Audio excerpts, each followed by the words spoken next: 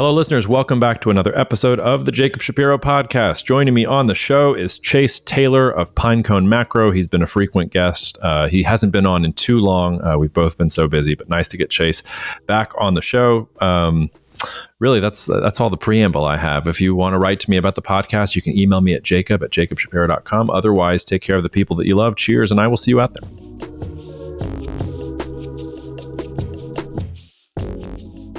All right, listeners, I've been looking forward to getting Chase back on the podcast literally for months, but life has been busy. But Chase, I'm glad that you were able to make time in the stretch run to your upcoming graduation with the NBA playoffs going on. You've got a lot going on, so thanks for taking some time to talk to us.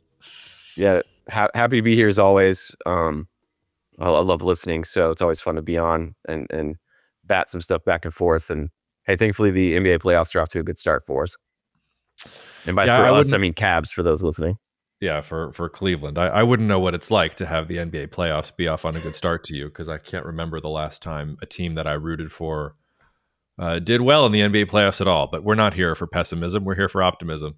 No, we're not. We're going to start talking about this piece that you wrote on April 4th, the Tariff Vice, in which, I mean, honestly, this was one of the things that I've read in the past month that scared me. Like, I remember reading it and being like, wow, if Chase is this down on things, maybe I need to reconsider my assumptions. Because I would say there's a small part of my brain, like 10% of it, that has been, oh my God, or like we on the cusp of a massive depression. But like most of my brain has been like, Trump really can't follow through here. He's probably going to pull back.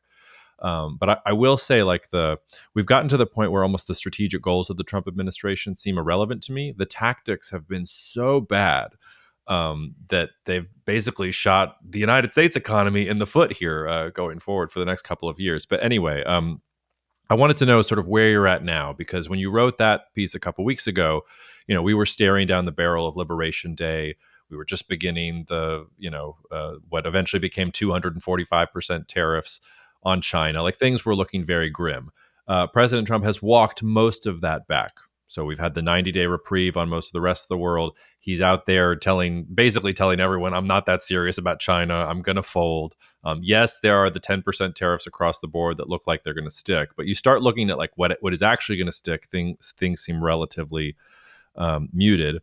That said, and Rob and I, we haven't put this episode out yet by the time we're talking, but you start looking at shipping data and port data and manufacturing data, like all the real indicators of the economy not going so well. So where are you at right now? Because a couple weeks ago, you were feeling a little doomsday, and I'm wondering if you're feeling less so, more so, or just different doomsday.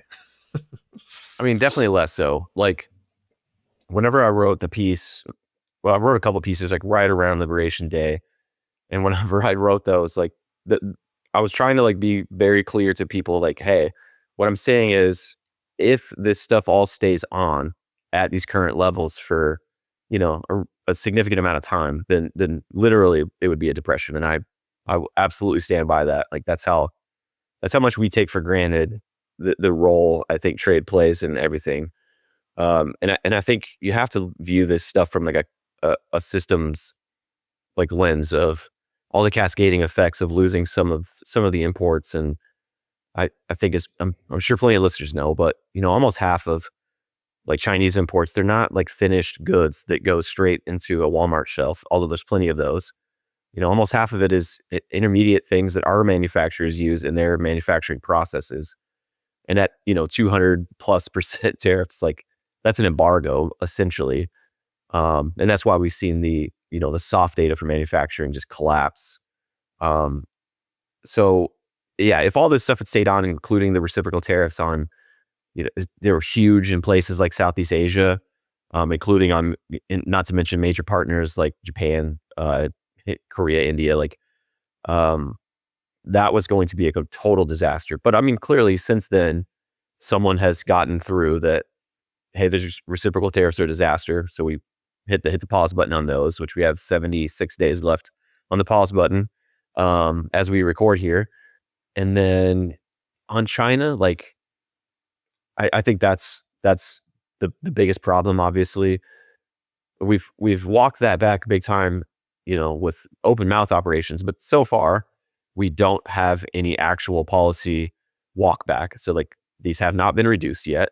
Every day they're not reduced is a big deal, in my opinion. Like you said, and that Rob is citing, like the stuff leaving Chinese ports for U.S. ports, that is collapsing. You're already starting to see like trucking rates, van rates, all that kind of stuff have problems. So it's like being back in COVID, where you have to track all this like nitty gritty supply chain data, which is unfortunate. You would have thought we learned that breaking supply chains is bad and inflationary just 4 years ago, 5 years ago. But um, I'm stuck in the middle now, though. Like, to be clear, like you have this.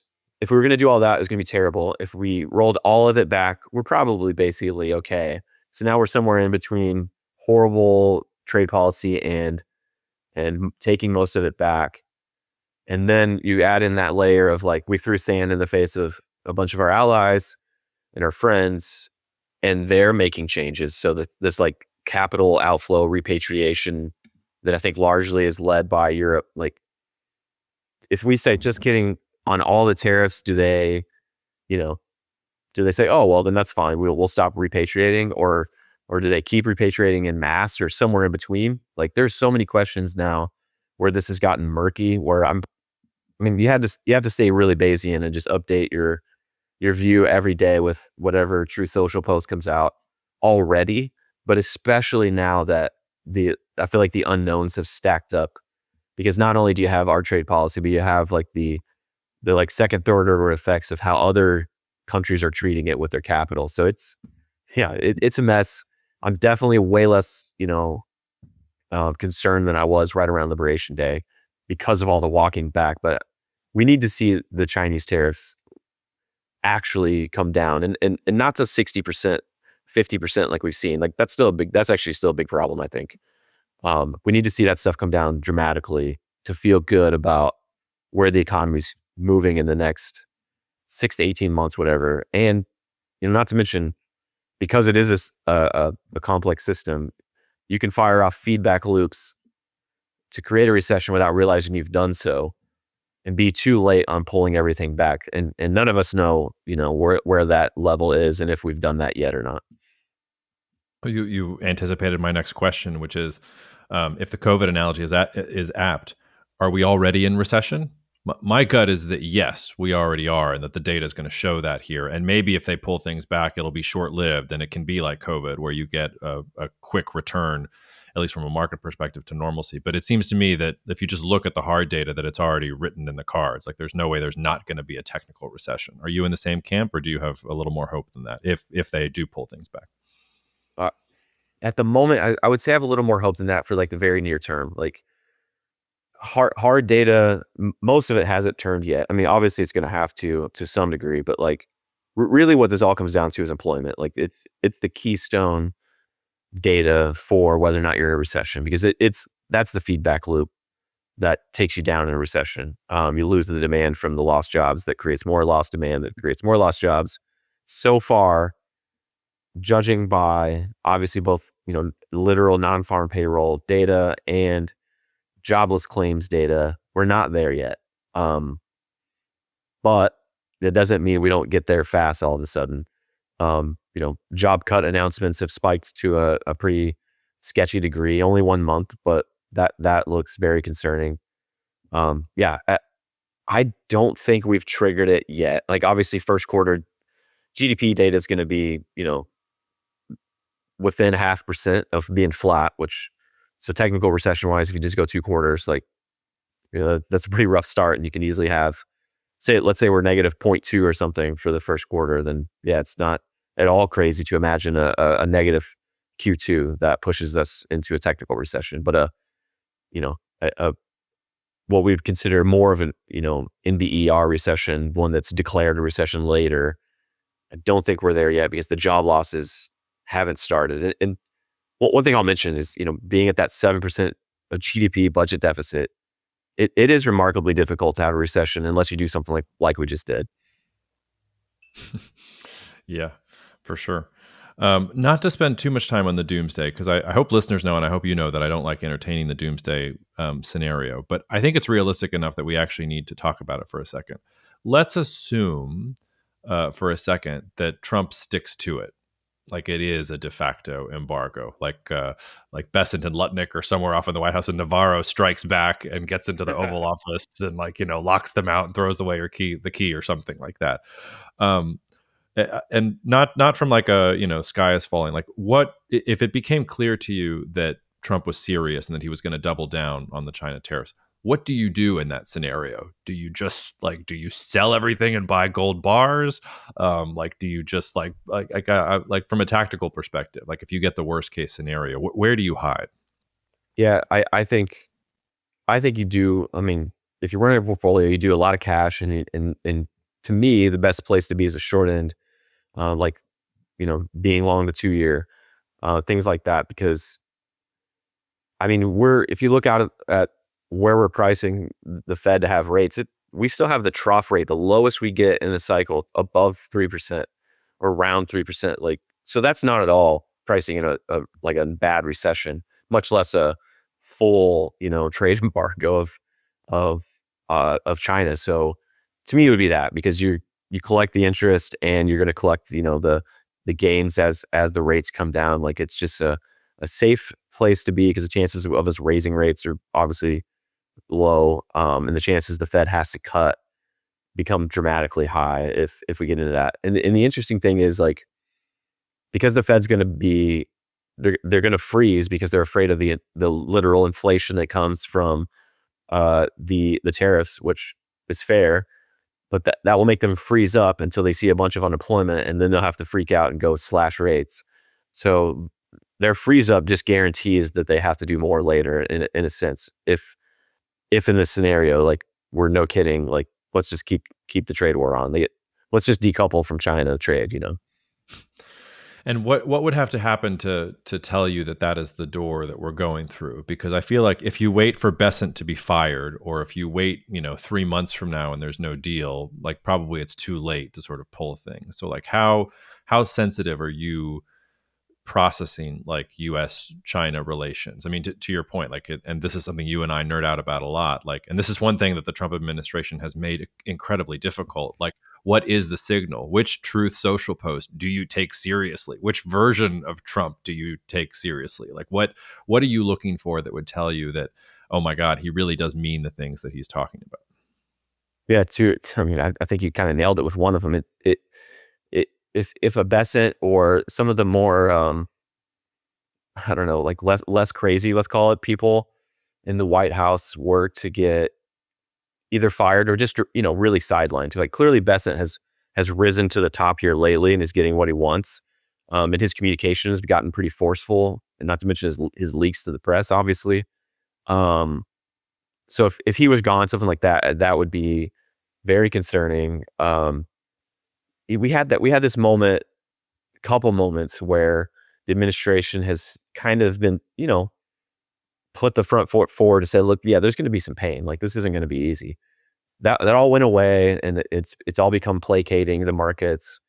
Um, if that were to come back to, like, okay, there's gonna be a lot of pain. Like, we're not actually, you know, we have to see this thing through for a while. That kind of rhetoric, that would be a bit of a something to note, I think. And then obviously any literal acceleration. So, like, obviously we've essentially have this trade embargo now, but like, China has a lot of cards they've kept in their pocket. Like, I mean, they haven't gone after, Tesla, Apple, things like that. They have big cards they can still play. And then obviously us, like, sure, we're not gonna import anything anymore, but there are still, like, some sanctions things we can do, things like that. So if this goes from a neat trade war and expands out into some sort of capital war of going after each other's biggest and most important companies, things like that, those would be like the signals I'd be looking for to that they're digging in. So I need to dig in on a less fun view of the next year or two. Gotcha. But base case scenario, are you still feeling like Trump is going to blink and there's going to be a deal? Like, my base case has become like, I would be surprised if there wasn't a phase two China trade deal within 6 months. Like, I think that sort of has to happen. Are you there right now, or is that too sanguine?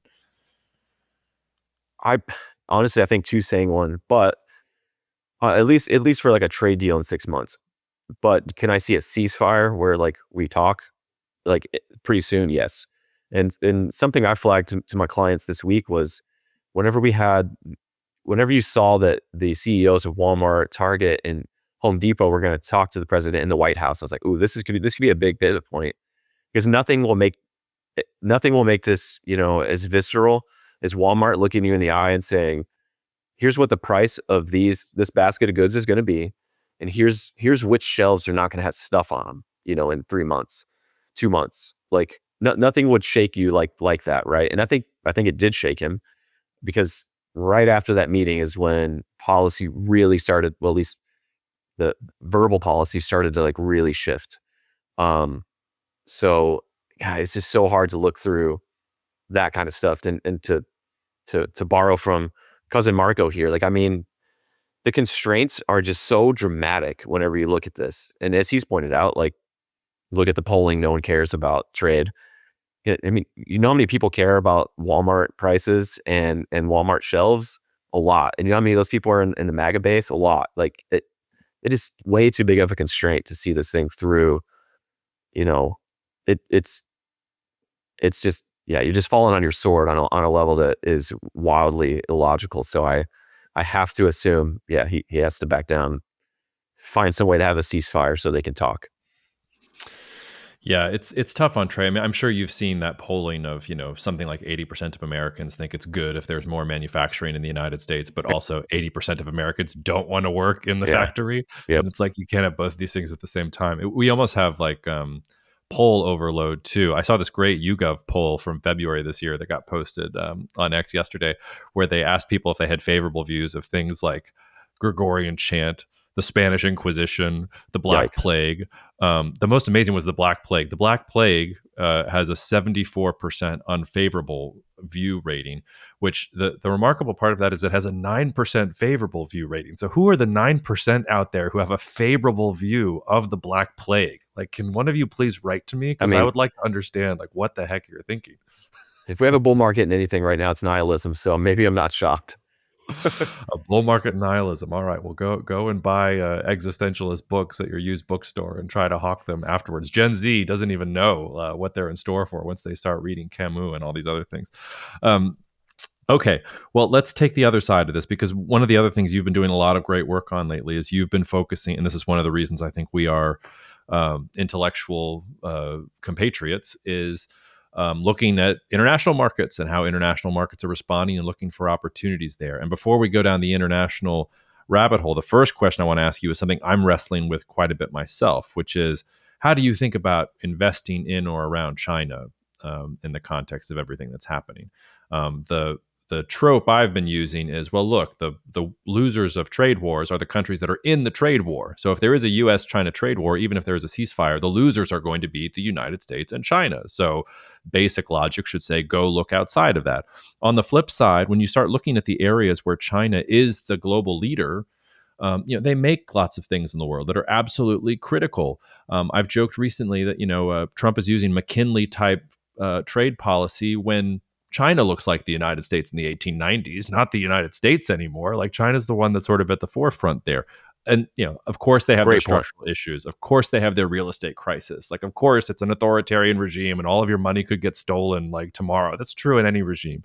And maybe you can't even access things in Chinese public markets. Like, until Chinese people are buying Chinese equities, maybe it's too much for any of us to consider. But how are you thinking about China? Is it avoid it because of the structural issues? Is it avoid it because of the trade war? Is it like, I'm trying to wade through this myself. So wondering where you're at with it. Yeah, I mean, I came into the year bullish Chinese equities, and I'm still bullish Chinese equities, but it's not a neat and tidy risk reward because the left tail on China is, yeah, the trade war spirals out of control. We somehow convince other people to join in on it, which I think is very low probability, but it's still a risk you have to have in the back of your mind. And then, most importantly for, as a US based investor is the delisting threat. The just, and I talked earlier about the potential things getting outside of trade, turning into a capital war. Like, that's a perfect example where the US is like, you know what, like, we're just going to delist everything from China. No more. And if you're an American, you can't invest there. As Les Shrub would say, the fear of getting Gazpromed. so that, it's not a neat entirety risk reward, but if anything, it's just going to make them do significant fiscal stimulus. I think it gets lost on a lot of people that we're now 14% of their exports. So if they zeroes out, they do have a massive problem. That's $400 billion of exports, but they can redirect, call it half of that, and then it's a 7% hit, to trade. If you can sit through zero COVID for 2 years, you can probably sit through a 7% hit to your exports for a couple of years. I and they can sit through it better than we can, in my opinion. So I think that fiscal hit, and they have to finally do the right thing on the more consumption. I know they don't want to. Like I do think it's fair to say like that they really don't want to go down that path, at least not hard or fast. But this backs them into a corner. They pretty much have to, and we already see it with domestic companies. I think JD and Alibaba are going out of their way to try to redirect some of those exports internally. Like obviously some of this stuff's uniquely American. They're not going to want it or need it, but there's a lot of stuff they probably send to America that they could absolutely use. So I'm still constructive on China, but mostly just because of the fiscal standpoint. If I've learned anything in the last 5 years is to go where the fiscal is. So, I mean, if COVID, wiping out like a fourth of our GDP essentially, like instantly, did it really impact our markets because we filled in the hole with so much money? Like, I don't think 7% of their trade's gonna create a big enough hole they can't fill in with fiscal. No, to your point, this is where perspective becomes so important because as somebody who in print like criticized Germany after 2008 for forcing austerity down Europe's throat and Greece's throat and all of these different countries' throats, it looks like a pretty wise decision now sitting here today because now Germany has the fiscal Yeah, space to do things that it wouldn't have otherwise done if it had listened to some nerd like me on the sidelines. I sort of feel that way with China. Every single mainstream Western economic publication, from the Wall Street Journal to the Economist to even nerds like you and me, has been waiting for, okay, China has to stimulate. They have to stimulate. They have to stimulate consumption. And what if this whole time China was really just being the disciplined one in the room, which says we will stimulate if we have to, but we're not going to stimulate before we get to a crisis. And the level of what was happening between the Biden-led White House and China was not a crisis, and the things that were going on in the global economy were not a crisis. 245% tariffs from the United States, that's a crisis. Like, okay, we will break the glass and we'll take the bazooka out if we absolutely need to use it. But if we had used it before, it wouldn't have been there. So I sort of respect the level of discipline that China has had in not resorting to stimulus when it needed to. And it's smart to do it. It's smart to keep it on the shelf because if you do have to use it, now the crisis is something that was started by someone external to you. It's not like the Chinese Communist Party was like, oh my God, the peasants are revolting. We have to give them stimulus. It's like, no, no, no, no, no. Like the United States started a trade war against us. So now we have to protect China and take some of the pain threshold in order to continue forward. And to your point, these numbers are small in the Chinese context. Like if it's $400 billion worth of trade, I know this is simplistic, but like if you really wanted to protect yourself, I mean, just give 400 billion to Chinese peasants and say, go crazy, like buy Chinese goods, and then like let it go to town. Like that's not, I mean, I'm sure it's more complicated than that, but it's not that much more complicated than that. It's not like China doesn't have the resources to do that. Am I crazy? I don't think it is. Yeah, no, I don't think it's that complicated. And to that point, one of the pushbacks I get a lot of times talking about this is, yeah, but the Chinese people they'll just save it. They're not going to spend it. It's like, yeah, like you can do consumption vouchers, and they have a lot of digital technology where they might even be able to central bank digital currency earmark it for certain things. And I think a really, really important point to bring up here is before we hit this crazy tariff crisis thing for them, they were already going to do like probably just under a 10% of GDP combined budget deficit this year. They had already dramatically year over year ramped up their deficit by like 3% of GDP in 1 year. So they were already going big because they realized like we have a problem. So now they're just going to go bigger, like maybe you go 15% of GDP combined deficit. And it gets confusing because you have local governments and provincial, and then you have the big state, and then you have weird special bonds, and like it's hard to track their deficits. But which is why I don't think a lot of people realize they were already doing a huge one before this crisis hit. And another super important point, especially vis-a-vis the US, is we already have some inflation. We already have like our bond yields are already like freaking us out. Like they're already pressuring us. I mean, they're yielding nothing. They have no inflation. So like their runway to do fiscal without feeling the bad side effects is like really long. Like so they can throw a lot at this without feeling the problem from now they might feel it in FX, but they won't feel it in on their yields and their inflation anytime soon. Whereas us, like if we're like, oh yeah, well we're gonna show you, we're gonna do a 3% of GDP fiscal package. I mean, instantly the bond market calls timeout unless the Fed buys it all. And, inflation's 5%. And, that regime's gone because you don't get to do that and keep your job in DC. So I just think the limitations around them doing this stuff is way smaller. Just like, as you said, I mean, with Germany at 60% debt to GDP, they can go nuts for a decade and they're still okay. Yeah. The flip side of what you mentioned, so like the threat of delisting or things like that, because theoretically, the worse that U.S.-China relations get, the more threat there is to U.S. investors specifically not being able to hold Chinese equities. I mean, honestly, that threat almost feels more present from Washington than it does from China. I feel like China's trying to set up a market where anybody could buy, and that would be good if that 100%. money was A coming into the Chinese market. company IPO'd last week, I mean, in the US. So like they're still doing it. Yeah. Well, how do you rank that threat? Like, is it serious? Is it just one? Because I've been reading about China delisting sort of stuff for literally a decade, and like there have been one or two. Like in the first Trump administration, there were a couple telecoms companies, a couple companies associated with defense, where U.S. sanctions did elbow them out, and you couldn't really own them, or the ADRs got closed down and things like that. Like, how real of a threat is that in your opinion? Is it something that keeps you up at night? Is it something that prevents you from allocating more to sort of China in general, or is it overblown? The perfect framing of the question. I think it's both real and overblown.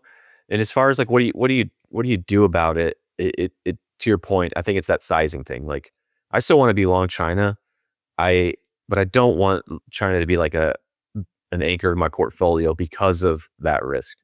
Um, because if you could guarantee me like that there is no delisting threat, to me it would be a significant position size. Um, but because I know that is a real threat, and I mean we had an executive order that came out, I think it was last month. It makes it clear like it's a real threat. So you have to take it serious. I think it requires the things to go from cooling down to heating up a lot, which I don't expect. So, I mean, if I had to probability it, I'd say 15% probability of it happening in the next year. So, but when it comes to markets, that is a high enough That's probability. too high. Yeah. Yeah, exactly. To be like, well, let's put 10% of the book in China. Like, no, like you can have some, but probably shouldn't do 10. Makes sense. All right. Well, then we've talked the U.S. and China. Where else are you thinking about in the world? I have found myself stumbling sometimes in some of your updates. Like you put out one on Switzerland recently, and like we are with you. I'm with you there. There are others recently where I've scratched my head a little bit, and then others where I was just like I had no clue that Austria even had a market that we should be talking about, and they're doing great. So talk to me about maybe pick your two or three favorite non-US, non-China market opportunities that you're seeing out there right now. Yeah. So it's funny because it comes on the heels of the Geopolitical Cousins episode. But I love Greece. It's probably my single favorite market. And one something you guys didn't mention in that show that I think is important is, we did get some fiscal stimulus post COVID from the EU. Uh, and the way they structured it was, you know, Germany only gets a little bit, and some of the, Southern Europe got a nice piece of that pie, a disproportionate amount of the stimulus. And that has been wildly stimulative for them, for Italy, for Spain. So I'm heavily invested in Europe, and mostly through those three countries. It's Spain, Italy, and Greece. If you look at how much they're growing versus the rest of the block, the continent, however you look at it, like it's pretty substantial, and I think that plays a big role. Now, you can't really keep that on for a decade because that gravy train does end in a couple of years. But as long as that is there, I think it's important to be invested in this place. Like I said earlier, like you go where the fiscal is, honestly. Um, but outside of Europe, and I really do like Europe. I think Brazil. My only problem with Brazil is it's kind of popular with other people that do what I do. But I mean, like Greece, you're essentially like 8 to 10 PE ratio, which I mean, it's just dirt. It's so cheap, and they both have high dividend yields. It's so cheap that I don't really care what happens because I'll just buy more if it got a lot cheaper because it's already, just scraping the bottom of the barrel. Now Brazil is sketchier, a lot sketchier than Greece. I mean, Greece is getting credit upgrades left and right, things like that. Whereas, Brazil has plenty of political problems. Every election is just like, do we get a communist or a fascist, and how does that go? So it's not easy. They're running now. I say go where the fiscal is, but there's like this continuum, and you reach this place where it goes from fiscal good, fiscal good, fiscal good, ooh, fiscal bad. And to be fair, Brazil's in fiscal bad, where because they have a central bank that does its job, real rates are so high that no one in the country will buy equities. They're all in bonds because that's where that just makes sense. So you need a little bit more responsible budget deficit because there's 10% of GDP, to get real rates to come down to force locals back into the Brazilian market. That's why it's single digit PE. If Brazilians got back in there and bought it back, you'd be right back to much higher. But that's the bet you're making, is for it to re-rate higher on a little more responsible fiscal. And then I wouldn't put this in my top 5, but I do like Turkey. And that bet is kind of the opposite. You're betting on Erdogan letting go of monetary responsibility at some point again in the future. Because if he does that, same thing. Like all the locals have to hide in equities to protect themselves from inflation. So there's like weird, when it comes to overseas investing, it's not simple fundamentals. It's some of these like giant macro tailwinds of policy that you don't normally have to think about. Like in America, you'd never have everyone leave stocks because real rates were high. And you would never have everyone jumping into stocks necessarily just because, the Fed said, forget it. Like we'll just cut rates to 0, even though inflation's 100%, but that creates huge opportunities, especially for us as, dollar-based investors. And speaking of that, like if you look at European markets, they haven't been great lately, but price in dollars, they've been amazing. So even that, like thinking through the FX has been really important this year. And judging by the price action of the last month doesn't mean it stays that way. The currency side of all of this overseas investing could go from who cares for the last 15, 20, every year of my life, I don't know, to being like the single thing you have to think about most. But yeah, that's a few of the names that really come to mind. I'm trying to think. I'm probably leaving one. I like Chile a lot. And some of these are and a lot of like stock people will do like turnaround stories. Like this company's a dumpster fire, but I think this new CEO has got a great plan. A lot of times in investing in countries, it's the same thing. It's a turnaround story where like, man, this place is awful, but this election could change it all. Like, I mean, if you look at Argentina on a 2-3 year look back, that was the place to be. They have destroyed every other country ETF you could have bought as a US investor over the last 2-3 years for no other reason than, it went from just such a wild dumpster fire to like some modicum of responsibility, and like, boom, you're up 200%. There you go. So some of that you can find. Now, I don't think Chile is near the dumpster fire that Argentina was, but there are some structural issues that if that could be tweaked in a way that did a lot of good. Yeah, the on the dumpster fire alert list, someday, and maybe it'll be 100 years from now, Pakistan is going to stop being a dumpster fire, and then it'll be interesting. But anyway, so speaking of, I get very frustrated when dumpster fire ETFs go away. So we lost Pakistan, which you and I have commiserated on. We lost Egypt. We lost Nigeria, and like I want access to all of those because eventually you have moments where they turn it around. Like, I mean, I wish there was 11 on ETF. I wish everything had an ETF so I could be there if I wanted to be.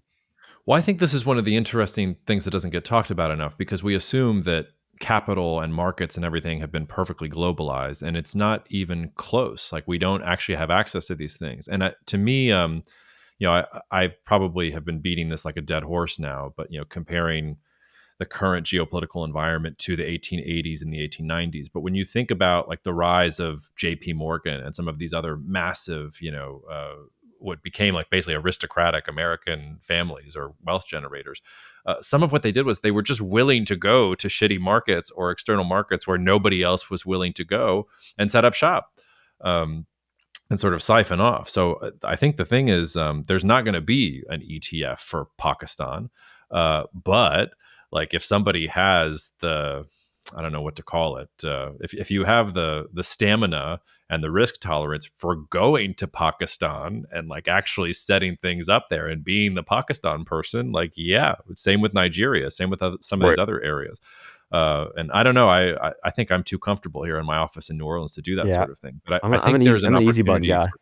yeah, but I do sometimes think about are there any examples of countries where it wouldn't be so painful or it wouldn't be so risky? Probably not, but like that's sort of the sweet spot of what you're looking for. And I do think there is an opportunity out there for people who want to go and actually do the work, because there's not going to be this Right. intermediary where you just click the button and get to going. But easier said than done. Yeah, I think really young entrepreneurial, like adventure minded people, like if your idea of adventure is to go set up like the millionth VC firm in California, like you got it all backwards, man. Like go sure do that, but yeah, go do it in Lagos or Mumbai or something like that, or Karachi. Like go, like that's where the stuff's gonna be. Like I don't know, and then because they have all those leapfrog opportunities too. Like there's all these things we've conquered in the West digitally and stuff that just makes sense that hasn't even happened yet in some of these countries where all it takes, and they have the biggest opportunities come from the biggest problems. So go to the places with the biggest problems, find the people that are solving the biggest problems, and then that's how you make money. Like so, yeah. If I was 25 and ready for some adventure and wasn't trying to like raise kids and stuff, like yeah, like I probably would have an office in Lagos and or I'd at least be ready to set one up in all these places if I saw the wind truly changing in a way that like, okay, well, they're actually about to get some stuff right. Great. Well, you heard it here first. The CVN strategy: Cuba, Venezuela, North Korea. This is what's And going to make our. North Korea might have a legit coup on its hands, and who knows? Maybe that'll open them up and make them make sense. Oh, I missed that. Is something going on in North Korea again? So your old pal, that geopolitical futures, they ran a piece today or yesterday about it. There's like a military guy that has kind of pushed back on Kim, got sidelined for a while. I think his name's Cho. And it seems like he's created a bit of a power base, and he like seems like he's been against the cozying up to Russia thing that has happened at scale in the last year, and would like to kind of repivot towards China. And obviously, if China agrees with that and were to find a way to support him, like hey, maybe this could be real. And that would be an interesting way for China and South Korea to be much closer, which feels, I don't know, a little opportunistic at the moment at least. It feels low probability, of course, but high impact if it were to happen. Yeah, I'm looking at this now. So they're citing a report from a South Korean intelligence outfit, which yeah, from a recent South Korean They have a point intelligence of view report. here. They have a point of view, and also, I was at GPF with George when I remember this vividly. I'll tell a little story for the listeners. I hope I don't get in trouble for telling the story. So let's go back a bit. If you're a geopolitical nerd, there are like two godfathers of geopolitics and American geopolitics. There is George Friedman and there is Ian Bremmer.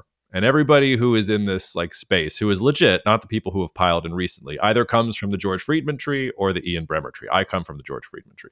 Um, And it was also, I've seen a bunch of different metaphor. Well, not a bunch. This is a very niche topic that we're talking about. But I saw one guy who once compared their styles of analysis. Like Ian is the Marvel of geopolitics, and George is the DC Comics. I wish I remembered who said that because it's a really, really apt comparison. It's also Ian Bremmer is like the Apple of geopolitics. Whereas George is the Microsoft, like big at first, but then got overtaken because resting on his laurels, and now Ian is the big brand and Eurasia is the big brand, things like that. Anyway, the lead up to the story is obviously I was Team George, and when I was George's right hand man at Geopolitical Futures, he was supposed to speak at a conference where Ian Bremmer was also there, and they were going to be on stage together after they both gave a presentation. And I was like, this is great. I'm going to watch George completely outclass Ian Bremmer. It's going to validate all of my career choices. The fact that I'm with this guy in the thing, it's going to be wonderful. And before George went on stage, we got this random report. I forget exactly where it was from, but it was some report about how Guam was testing its civil defense mechanisms or systems or things like that. And it was around the time that North Korea was threatening to fire off or test nuclear weapons. And we had two carrier battle groups off the Korean peninsula. Like there was some disturbing, the fire and fear, all that kind of stuff was happening. And George asked me what I thought about that, and I was like, "Oh, it's one report. It doesn't seem like it's that big of a deal. I'm not sure that I would use it." And he was about to go on stage, and he was like, "Okay, okay." And then he got on stage without telling me, and I was doing like a lot of the research behind the scenes here for him. And he got on stage and said that he thought that the U.S. was going to attack North Korea within a couple of weeks, and one of his main points of evidence was that Guam was testing civil defense. And I I was slumping down in my chair, and then he went on, and then like Ian came after him, and Ian was like, "Well, I don't think that's going to happen," and I was like sank further into my chair, and I was manning a desk at this conference because we were trying to get subscriptions to GPF after the fact, and I couldn't count the number of people who was like, "Hey, if your guy was right, sign me up for a lifetime subscription for your service." And I was like, "Oh well, he didn't turn out to be right on that particular thing." Anyway, yes. So all of which is to say, and maybe this is maybe they've got it right this time. Just because they got it wrong before, it doesn't mean that they're getting it wrong this time. But I'm having like post-traumatic North Korea analysis disorder because the last time the Geopolitical Futures went off on a ledge about what was about to happen in North Korea didn't happen in North Korea. Oops, sorry. Hope I don't get in trouble for that. I don't think you should. And obviously it is low probability, but it's interesting. I mean, I didn't know there was anyone that could even come close to having enough of a base to even start something, within the regime. And the fact that this guy's kind of an open critic and still is alive, that alone, like that, I don't know, something there. Well, the problem with that kind of reporting is that either that guy is going to be dead soon, or that's not really what's happening. Because anybody who has actually assembled a power base and is going to actually challenge Kim Jong-un or the family, you're not going to read about that in English. It's going to happen one day before anybody knows about it, and you're going to wake up to a completely different. Right, because they can read too. Yeah. So it's sort of what's sell the rumor. Is that the fact that it is a rumor that it's coming from South Korean intelligence? Okay, like if you chronicled every single leak from South Korean intelligence about what was happening in North Korea would be a liberal democracy with K-pop stars. I think North Korea is a great thing to just not believe basically anything you've ever read about North Korea. It is literally so closed. I mean, we don't even really understand the CCP well, like at all, truly, in Western media. So like the thought that we would understand the innards of the Hermit Kingdom is just, it's kind of dumb. Yeah, I'll take the other side of that. But that said, long Pyongyang. You heard it here first. It's good enough for Jim Rogers, Okay, well there you go. Before we that was a nice little rabbit hole. Before we leave this topic, we talked about some of the countries you're optimistic about. Are there any that you're like, nope? Like any that are just on your blacklist that you would like excise from a portfolio that you want no exposure to whatsoever? It's funny. I so rarely view things through that prism. Everything is a potential long for me. I mean, what's funny is I like Southeast Asia, but man, it's just been so tough this year. At current, yeah. So I want to say Malaysia. because of the way things have gone under new management. But I mean, but it's also like priced in pretty well. So, if this guy can learn on the job and start making some changes, like, then I would happily buy it. So I can't say anything is like fully blacklisted for me. Sometimes something just gets so expensive I don't want to do it. And like in India was that for me 6 months ago, but even then India re-rated a good bit lower and is picked back up. So I've even thought about buying it. So yeah, I guess the answer is no. Like I don't have any just full blown no thank yous on my list. That's an answer too. All right, before I let you out of here, you said you were working on some stuff in the ag space and feeling optimistic, which my ag listeners could use some optimism. There's a lot of glumness in U.S. farmer circles. So tell me why you're looking at some ag commodities and other developments and thinking maybe, just maybe, there's something brewing here. Yeah, sometimes the thinking and the reading and the analysis brings me to an idea. Sometimes just charts starting to make sense will make me take a harder look. And that was kind of the case here. So you can look at a bunch of different commodities. The grains have been what's been beaten up, and those all of a sudden look less terrible. It's like look at a chart of like soybean oil, beans themselves, even corn. Like just it started to look a little better. And you look at some of the fertilizer companies, stuff like just a lot of stuff all of a sudden doesn't look terrible. And considering the backdrop of the U.S. equity market, the fact that some of this stuff is starting to look decent can really matter from a portfolio perspective.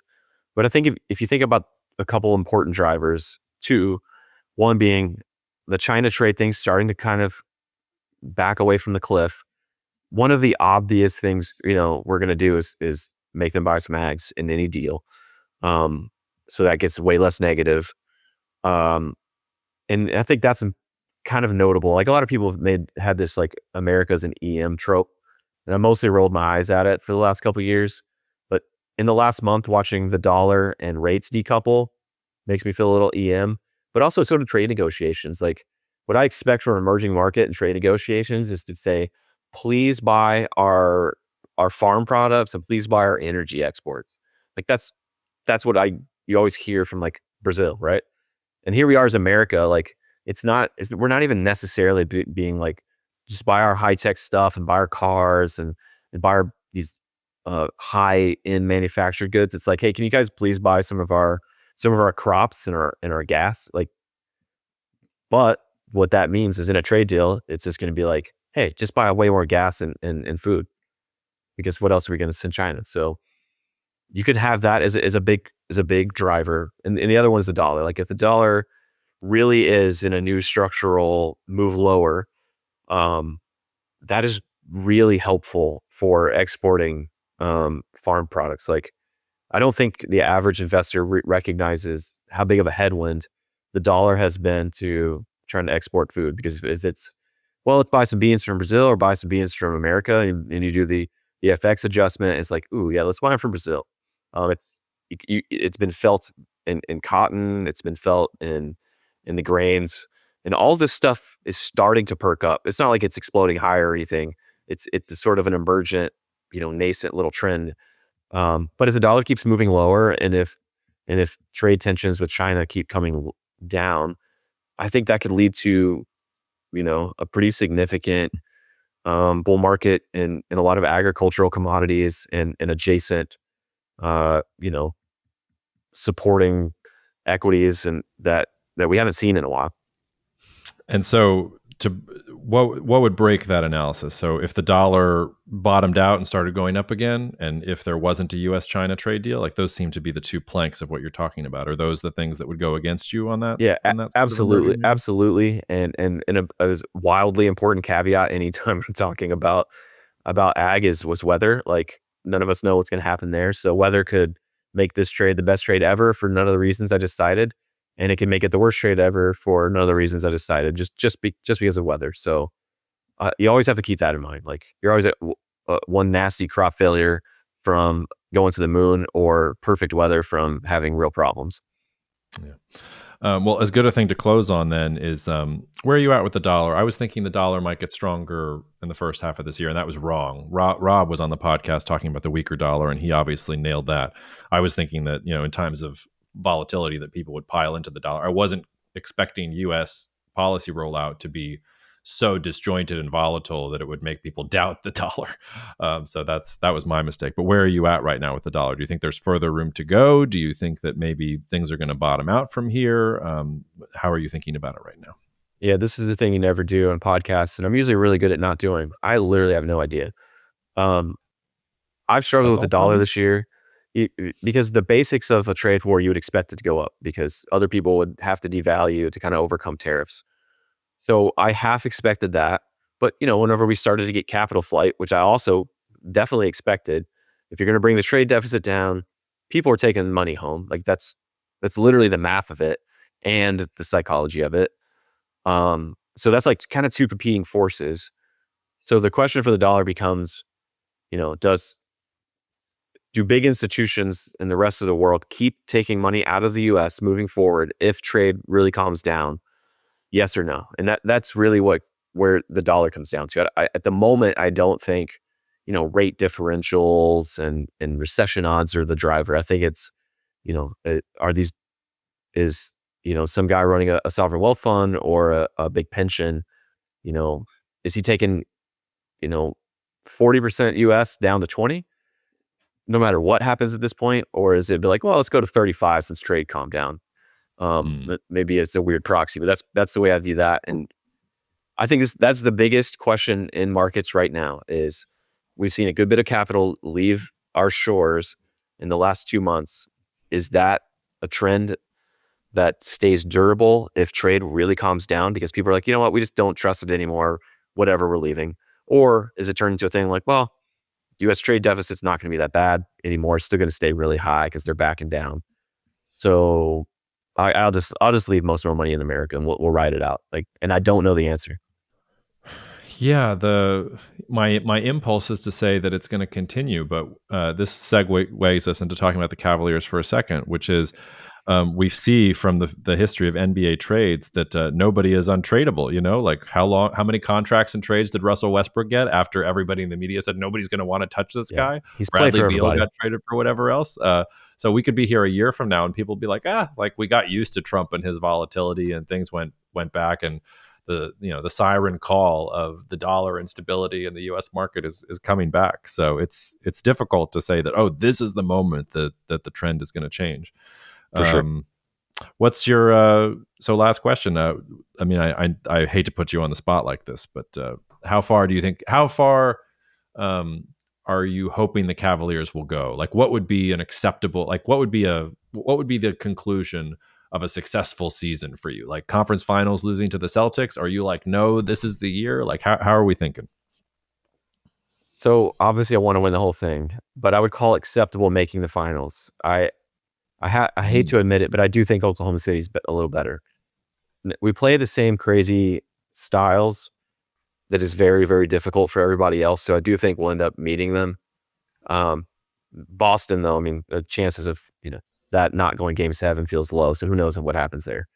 Um, if we made the finals, though, I would feel like we took another step. I just worry about Oklahoma City. They're just really, really good. But you think you can handle Boston? I do like, and the biggest reason is, and maybe this is a dumb way to look at it, but in the regular season, I thought we played really well against them. I thought they struggled to keep up with our style in the same way that we couldn't even come close to competing with them in the last couple of years. Like all of a Mhm. sudden, us running the kind of wide open, shoot a million threes thing, and I think our bigs. So that the graduation of Evan Mobley is something they were not used to. That now I think makes it's just so hard for teams because that guy, he's like Kevin Garnett's size, very similar, down on the block, blocks a million shots, gets a bunch of rebounds, can operate in the paint, but now he's hitting threes. Like, so the spacing on defense, whenever you have our perimeter talent and him hitting threes, someone's going to be wide open basically every play, and it just becomes a problem. So if he's going to hit threes, like I just don't know how Boston can keep up with that. Whereas I know Oklahoma City they might just score 140. So it doesn't matter that you scored 135. That's my fear with them. Like most teams, we're going to score 130, and it's just like by definition they can't keep up. Whereas Oklahoma City, they might just score more. Well, I wish I could regale you with stories of the Pelicans, but we just hired Joe Dumars from the early 2000s as our new head of basketball operations, and everything sucks. So, yeah. Well, as a Cleveland Browns fan, I got my shirt on today for draft night, but trust me when I tell you, I fully understand incompetence in professional sports. Yeah.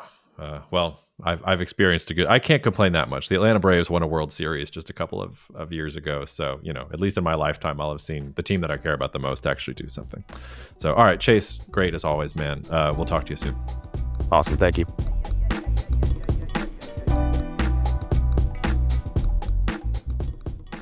Thank you so much for listening to the Jacob Shapiro podcast. The show is produced and edited by Jacob Smulian, and it's in many ways the Jacob Show. If you enjoyed today's episode, please don't forget to subscribe, rate, or leave a review. It takes just a couple seconds of your time, but it really helps us. Also share with a friend. If you're interested in learning more about hiring me to speak at your event, or if you want to learn more about the wealth management services that I offer through Bespoke or at Cognitive Investments, you can find more information at jacobshapiro.com. You can also write to me directly at jacob@jacobshapiro.com. I'm also on X for now with the handle Jacob Shap. That's Jacob, SHAP, no dats, dashes, or anything else, but I'm not hard to find. See you out there.